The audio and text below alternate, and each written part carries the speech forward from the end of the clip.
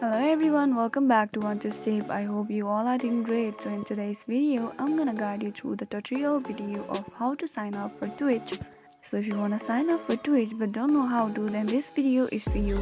I hope this video finds you. So to get started, open Twitch application or official website of Twitch. Here I'm in the website, and once you are inside the website, at the top of the screen you can see login and sign up option. So here we have to sign up for Twitch.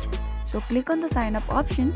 Now you can see join Twitch today. You can add a username and password. Here you have 3 steps of signing up. So in order to sign up to Twitch, add username and a strong password. Click on the next option and you will be receiving your verification code to the number you have added. Again click on the next number and add your birth date. Once you are done adding that, you can see the sign up option here. Click on the sign up option and you will be successfully able to sign up for Twitch.